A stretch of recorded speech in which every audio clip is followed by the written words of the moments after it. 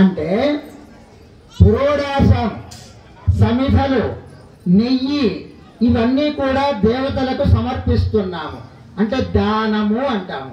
దానం అంటే స్వస్వత్వ నివృత్తిపూర్వక పరస్వత్వాపాదనం దానం అని అర్థం. తన వస్తువును వేరే వారికి ఇచ్చి దీని యందు నాకు అధికారము లేదు, ఇది నీవే అనుభవించు అని చెప్పడం దానం. మనము దేవతలకు త్యాగం చేస్తున్నాము. ఇంద్రాయ స్వాహ, ఇంద్రాయేదన్న మమ అంటున్నాము. ఇంద్రుడికి దాన్ని సమర్పిస్తూ దీని యందు నాకు అధికారం లేదు, నీవే అనుభవించు అని త్యాగపూర్వకమైనటువంటి దానం చేస్తున్నాము. అయితే ఇక్కడ మనం ఒకటి గ్రహించవలసింది ఉంది. ప్రజలు వాళ్ళ యొక్క పిల్లల కొరకు విద్యా బుద్ధులు నేర్పుతారు, అదేవిధంగా ఆస్తి కూడా పెడతారు.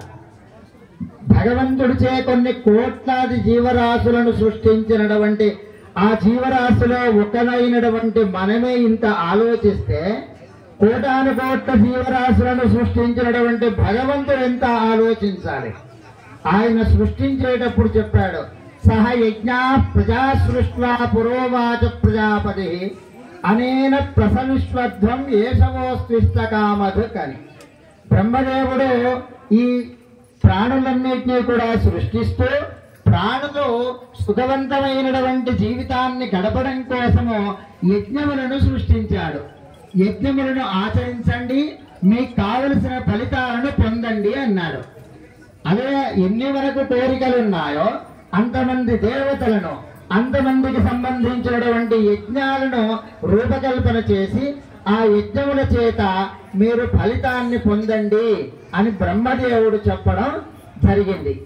ఇక్కడ మనం ఒకటి తెలుసుకోవాల్సింది ఏంటంటే రుద్రయాగం, శతరుద్రీయ యాగం అన్నాం. శతరుద్రము అనేది ఎక్కడ చెప్పబడింది అంటే శతభాగ గతం శాస్త్రం శతరుద్రీయమద్భుతం తస్మాత్ జపమాత్రేణ సర్వపాపై ప్రముచ్యతే అని రుద్రభాష్యం చెప్పింది.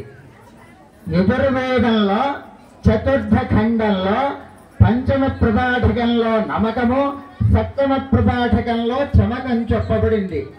ఈ నమక చమకములనే రుద్రాధ్యాయము అంటారు. రుద్రాధ్యాయము, శతరుద్రీయము అని నమక చమకాలను అంటాము. ఈ నమక చమకములతో కూడి ఏ హవనమైతే మనం ఆచరించామో ఇది శతరుద్రీయ యాగము. ఈ శతరుద్రీయ యాగానికి మనం గంట కాదు 2 గంటలు చెప్పినా సమయం సరిపోదు. వీటి ఫలితాలను ఒకసారి మనం ఆలోచిస్తే ఈ శతరుద్రీయానికి పవర్ ఎక్కువ. ఉపనిషత్తుల యొక్క సారమే ఈ రుద్రోపనిషత్తు.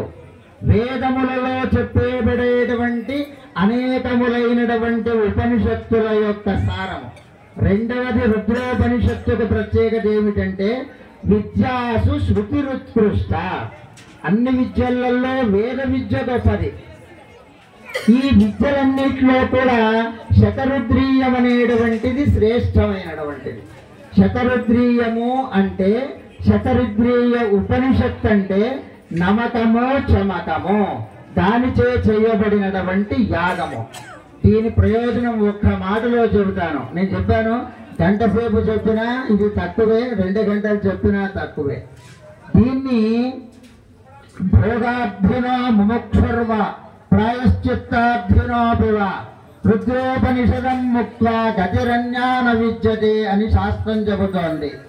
ప్రాయశ్చిత్తం అంటే పూర్వజన్మంలో మనం చెయ్యాల్సినటువంటివి చెయ్యకపోవడం, చెయ్యకూడనటువంటివి చెయ్యడము, తద్వారా సంభవించినటువంటి పాపముల వలన మనకు పునర్జన్మ లభిస్తుంది కనుక దానికి ప్రాయశ్చిత్తం చేసుకోవడం.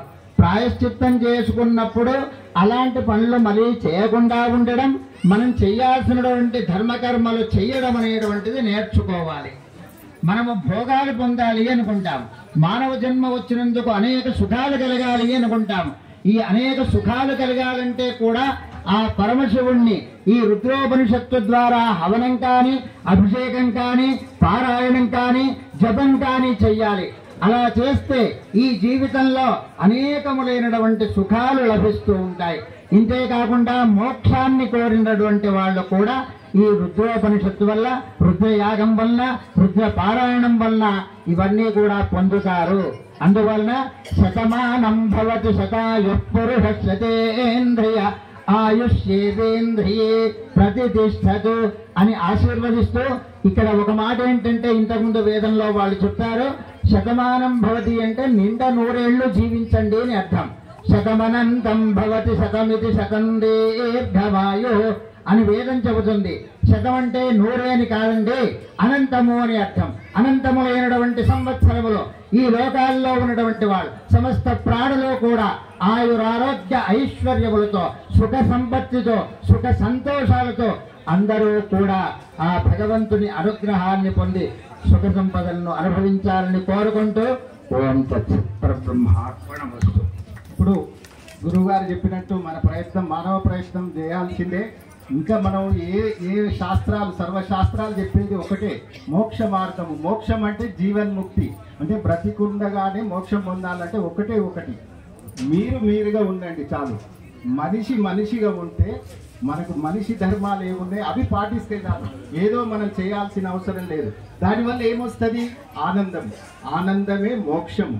మీరు నిత్యానందులుగా ఉండాలంటే ఇది లౌకికంగా అన్నీ ఉంటాయి, బాధలు, కష్టాలు. వాటికి అతీతంగా మీరు ఎప్పుడైతే ఉంటారో అదే మోక్ష మార్గం. మనకు సర్వశాస్త్రాలు, ఇంతమంది గురువులు, పురాణాలు, ఇతిహాసాలు, ఇన్ని ఎందుకున్నాయంటే మనిషి ఆనందం గురించే.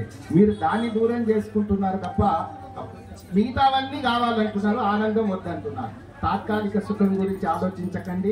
నిత్య ఆనందాన్ని పొందడానికి ఇలాంటి కార్యక్రమాలు, ఇలాంటి గురువుల మాటలు వింటే మీకుగానే మీరు ఆనంద స్వరూపులై మోక్ష మార్గంలో పొందుతారని ఆ పరమేశ్వరుణ్ణి, ఆ యొక్క రుద్రుణ్ణి మనం ప్రార్థిస్తూ ఇక్కడి నుంచి మీరు చేయాల్సినవి చేయండి. ఇంతవరకు తెలిసి తెలియక ఏం చేసినా అవన్నీ అవన్నీ పోయినాయి. కానీ ఈ క్షణం నుంచి పరివర్తన తెచ్చుకోండి, ఆనందంగా ఉండండి, ఏవి పట్టించుకోకండి. అంటే కుటుంబాన్ని వదిలేయమంటలేము, వైరాగ్యాన్ని ఎంత అవసరమో అంతవరకే, పిల్లలకి ఎంతవరకు పెంచాలనో అంతవరకే చెప్పండి. మనం ఆ సంస్కారాన్ని నేర్పితే నిజంగా మీరు ఆనందంగా ఉంటారు. ఏం డబ్బులు ఖర్చు పెట్టాల్సిన లేదు, ఏం లేదు.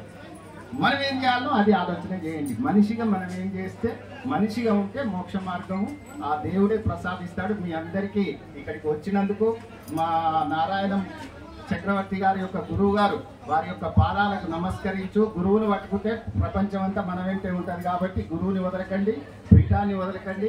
మీకు సమయం ఉన్నప్పుడల్లా వచ్చి భోజనం చేసి అమ్మవారి ఆశీస్సులు పొందుతారని ఆశిస్తూ స్వస్తి. మీకు ఇంకొక విషయం ఏంటంటే, హరిహర రుద్రవీణ అని యూట్యూబ్ ఛానల్ ఉంటాయి. ఇవన్నీ కార్యక్రమాలు మీరు మళ్ళీ వినాలనుకుంటే హరిహర రుద్రవీణ యూట్యూబ్ ఛానల్ కొట్టండి. ఆ కార్యక్రమాలన్నీ మీకు ప్రసారం మళ్ళీ మీరు మననం చేసుకోవచ్చు. మా గురువు గారికి పాదాభివందనం చేస్తూ ధన్యవాదాలు. జై మహాదేవ. అమ్మ అందరికీ నమస్కారం. అందరూ మా శ్రీ విద్యా శక్తిపీఠానికి వచ్చినందుకు చాలా ధన్యవాదాలు. ఇప్పుడు భోజనానంతరము ఎవ్వరు ప్రసాదం తీసుకోకుండా పోకండి. ఒకరొకరు వచ్చి క్రమశిక్షణగా వచ్చి హడావుడిగా రాకండి. 1 గంట వెచ్చించండి. భోజనాలు అయిన తర్వాత నిదానంగా ప్రశాంతంగా కూర్చొని ప్రసాదాలు అందరూ ఇస్తారు అని వారు నిర్వాహకులు రత్న గారు నాకు సూచించారు. నేను అది మీకు సూచిస్తున్నాను. ధన్యవాదాలు. అమ్మ అందరూ అన్నదాన ప్రసాదాన్ని స్వీకరించిన తర్వాత ఎవరు చెప్పకుండా వెళ్ళకండి. ఎందుకంటే అమ్మవారి కుంకుమార్చన జరిగింది కదా, ఆ కుంకుమ ప్రసాదం అన్ని ప్రతి ఒక్కరు తీసుకెళ్ళండి. అలాగే గురువు గారి ఆశీర్వచనం కూడా ఉంటుంది, తీసుకొని మాత్రమే వెళ్ళండి. అలాగే వెళ్ళకండి. భోజనం అనంతరం ఉంటుంది కార్యక్రమం అంతా కూడాను. చెప్పకుండా ఎవరు కూడా వెళ్ళకండి అమ్మ. నమస్కారం. అందరూ అన్నదాన ప్రసాదాన్ని స్వీకరించగలరు. నమస్కారం అండి.